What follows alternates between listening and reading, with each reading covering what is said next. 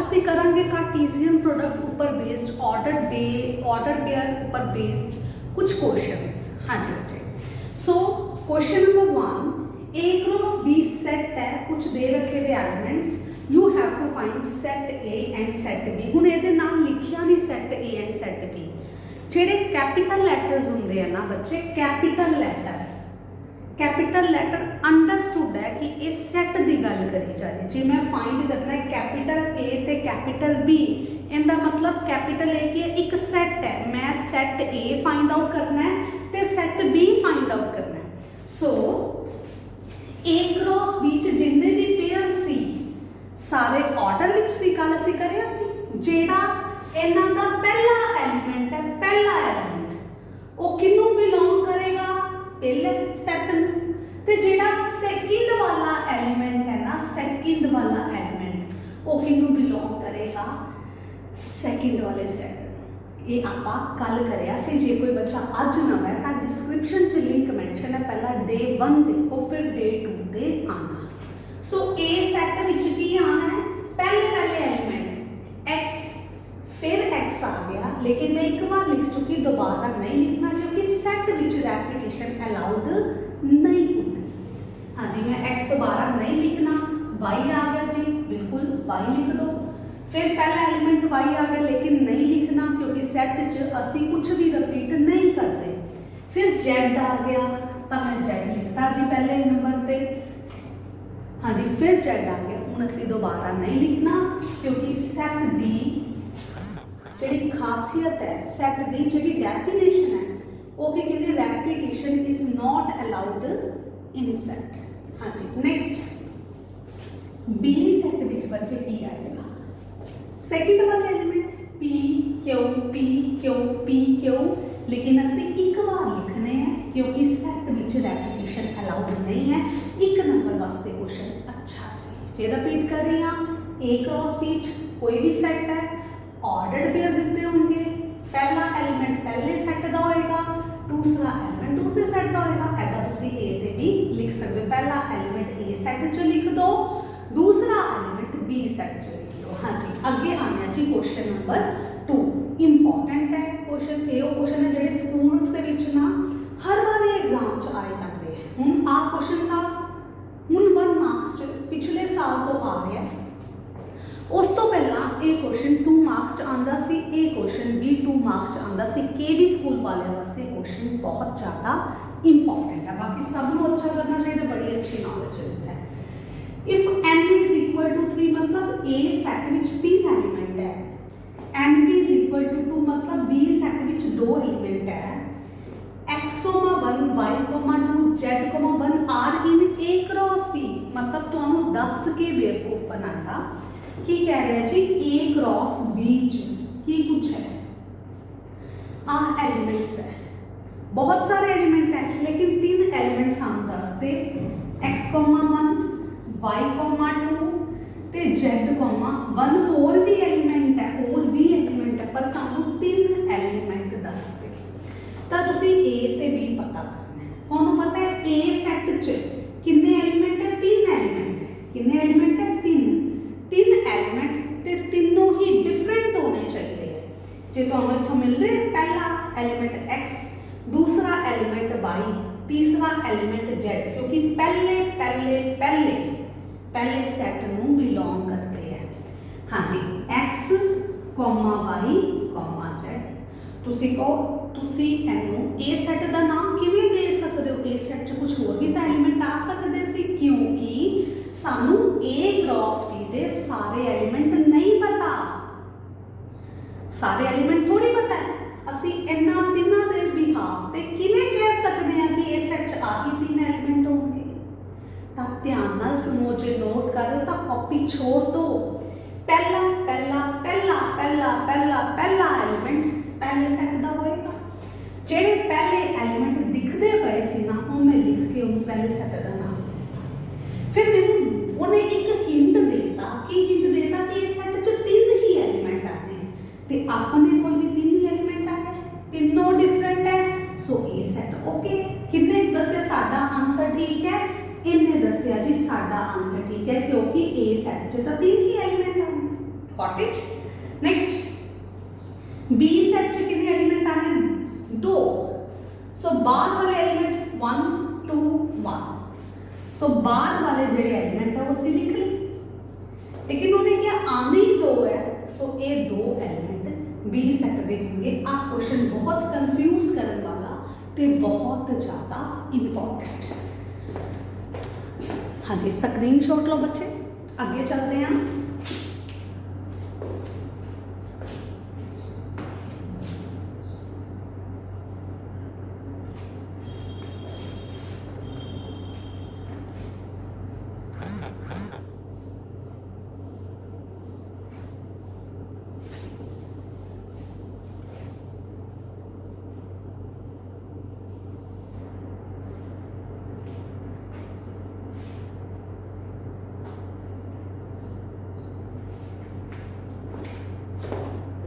Next question,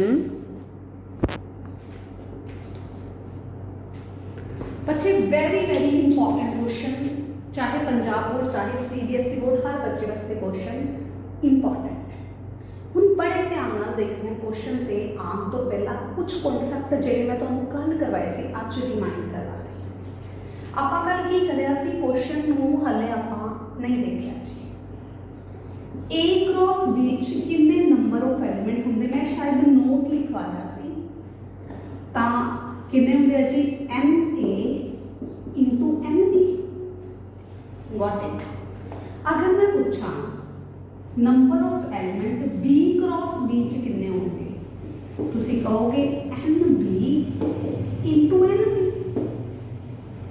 मैं क्या बच्चे number of element A cross A च कितने होंगे, तुसी कहोगे जी NA इंटू NA।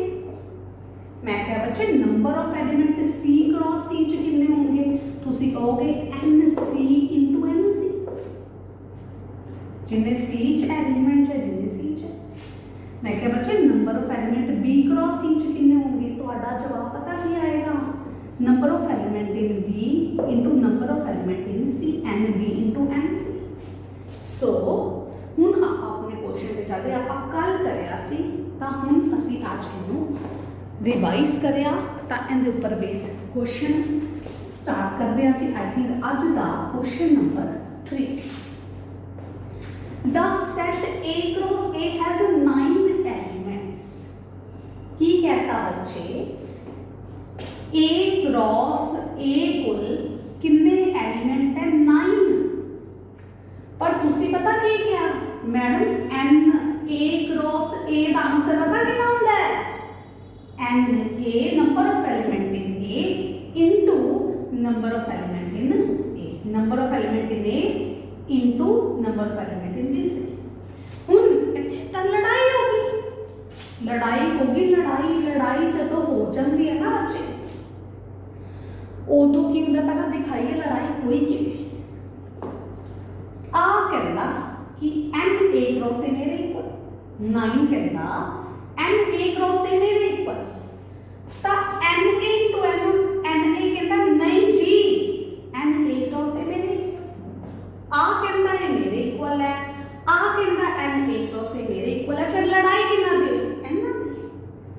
बच्चे जदों भी लड़ाई होंदी है ना, एंड की हुंदा लड़ाई दा, जिन्ना मर्जी दोनों पार्टी का नुकसान हो जाए, एंड की होंदा दोनों को आमने सामने बिठाया जाता है तां फैसला करवाया जाता है। इन्हां दोनों की लड़ाई होंदी, इन्हां दोनों को आमने सामने बिठा दो, फ्रॉम 1 and 2 इन्हां दोनों को आमने सामने बिठा दो, क्योंकि लड़ाई इन्हां दी हुई है। ठीक, बिल्कुल। हुण आपां नूं की क्या है, मैं एक सैट A पता करना है, एक जेडे एलिमेंट बचते हैं A क्रॉस A च। हुण बड़े ध्यान नाल देखो, NA इंटू NA, इनू की लिखा 3 इंटू 3। इत्थों मैनूं पता की चलिया कि A सैट विच एलिमेंट कितने हैं 3 है, लेकिन इहदे विच बच्चों का डाउट की आना है, जिहड़ा डाउट आना मैं हुणे दस दिंदी हां, क्योंकि पढ़ाते पढ़ाते इन्ना को एक्सपीरियंस हो जाता, बच्चे का दिमाग कितने स्टैंड करेगा पता चल जाता है। NA क्रॉस A मैं 3 इंटू 3 लिख लिया, क्योंकि मैं 9 के फैक्टर नाले 3 इंटू 3 मैं क्या नंबर ऑफ ए विच 3 आउणगे, ये चीज़ का मैनूं पता चल गया। किहड़े आने हुणे कर देंगे, लेकिन हुण जिहड़ा डाउट है, हाँ जी गलत है, जिहड़ा डाउट है वो डाउट यूजलेस जो उठेगा। डाउट किहड़ा उठेगा, आप ओहदी गल करदे बच्चे कहंदे बई n a into n a 9 दे इक्वल सी। मैं कहा बिल्कुल सी। कहते तुसीं इन्हें क्यों नहीं लिखिया 9 इंटू 1 लिख सकते सी। जे मैंने 9 इंटू 1 लिखा तो नंबर ऑफ एच एलिमेंट 9 हो गए, नंबर ऑफ एच एलिमेंट 1 हो गए। एक ही गल बनी। आप कहने एच 9 एलिमेंट है, एच एक एलिमेंट है, ये तो कोई गल ही नहीं बनी ना। सो ये गलत लॉजिक है। जे किसी के दिमाग से लॉजिक लगा रहे हो तो ये गलत है जी। एच एलिमेंट तो सेम आने चाहिए है। जे एच एलिमेंट 9 आए तो इधर भी 9 आने चाहिए सी, जे 1 आए तो फिर इधर भी 1 होना चाहिए सी। सो ये यूजलेस जो लॉजिक है। सो मैं रब कर रही हाँ, मैनू एक चीज़ का पता चल गया। किहड़ी चीज़ का पता चल गया कि ए दे विच ना 3 एलिमेंट्स होंगे। हाँ जी, ए च कितने एलिमेंट है 3। हुण ए क्रॉस ए दे कुछ को एलिमेंट दे रखे,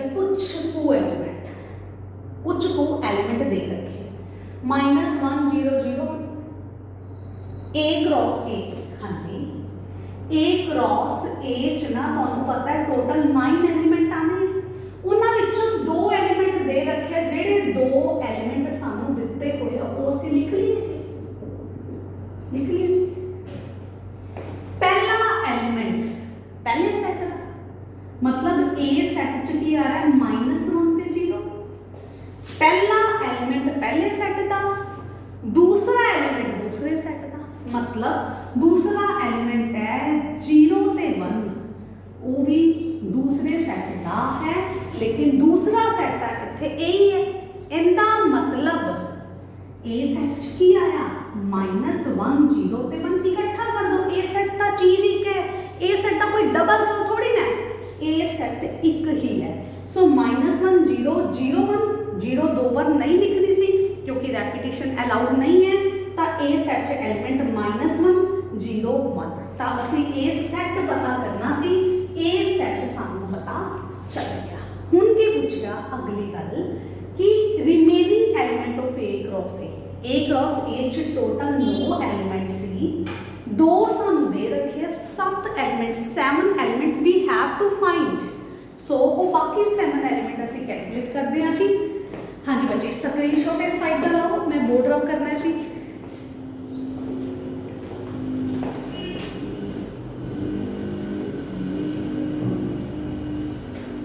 हाँ जी, ए सेट नूं दोबारा लिखिया -1 0 1। मैं की करना है ए क्रॉस ए। हाँ जी, ए नूं मैं फिर दोबारा लिख लिया। ए क्रॉस ए कर दो ऑर्डर पेयरिंग, पहले एलिमेंट दी दूसरे सेट दे हर एलिमेंट का ऑर्डर पेयरिंग कर दो। पहला एलिमेंट मैं -1 उठाया, -1 -1 -1 0 एंड -1 1 गॉट इट। हुण दूसरा एलिमेंट हर एलिमेंट ना ऑर्डर पेयरिंग कर दो 0 -1 0 0 एंड 0 1।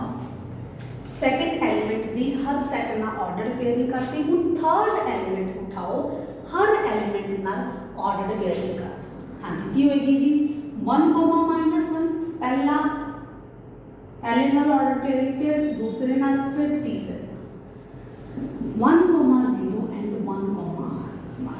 सो कितने एलिमेंट आ गए 1 2 3 4 5 6 7 8 9। तो सानू दसिया भी था सी ए क्रॉस ए कोल 9 एलिमेंट्स है। क्वेश्चन अच्छा सी बच्चे, 4 नंबर विच ये क्वेश्चन आ जाता है जदों पेपर टफ होंदा है। जेडे प्राइवेट स्कूल वाले बच्चे हैं ये क्वेश्चन उन्होंने वास्ते वेरी वेरी इंपॉर्टेंट। चलते हैं जी नेक्स्ट क्वेश्चन पे, नेक्स्ट कॉन्सैप्ट पे। थोड़ा जिहा डिफिकल्ट है, वीडियो को 2 बार जरूर देखना। अज की वीडियो थोड़ा जिहा टॉपिक कन्फ्यूज करने वाला टफ लगेगा तो पहली बार अटैम्प्ट करोगे, लेकिन 2 बार देखोगे, 2 तो हो सकता है 3 बार देखनी पए तो टॉपिक क्लीयर हो जाएगा। हाँ जी चलते हैं जी आप अपने नेक्स्ट क्वेश्चन पे।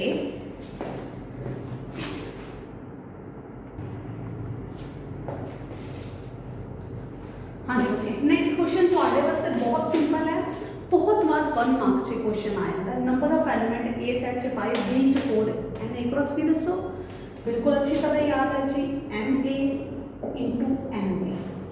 हाँ जी, ए च एलिमेंट 5 इंटू 4 कितना आया जी 20 आंसर आ गया जी। बहुत सिंपल सी क्वेश्चन। सो बच्चे ये सी साडा अज का टॉपिक।